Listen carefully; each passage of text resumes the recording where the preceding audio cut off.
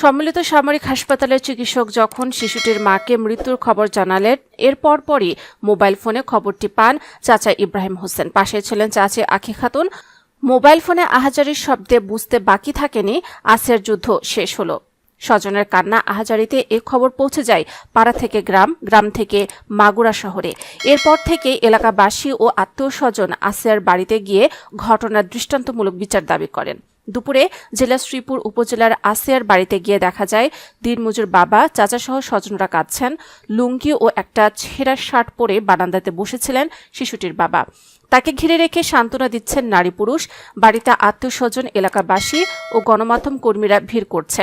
ঘটনার পর আসিয়ার বাবা মানসিকভাবে আরও অসুস্থ হয়ে পড়েন। মেয়ের মৃত্যুর খবরে তিনি চুপচাপ হাঁটাহাঁটি করছেন, কারোর সঙ্গে কোনো কথা বলছেন না। এদিকে রাতেই ধর্ষক হিটু শেখের বাড়িতে বিক্ষুব্ধ জনতা আগুন লাগিয়ে দেয়। দমকল বাহিনী আগুন নেভানোর চেষ্টা করছে। রাতে বিক্ষুব্ধ ছাত্র জনতা মাগুরায় ভায়না মোড়ের সড়ক অবরোধ করে। এতে ঢাকা মাগুরা, যশোর মাগুরা ও ঝিনাইদহ মাগুরা সড়কে যান চলাচল বন্ধ হয়ে যায়। সড়ক ও মহাসড়ক জুড়ে সৃষ্টি হয় তীব্র যানজট।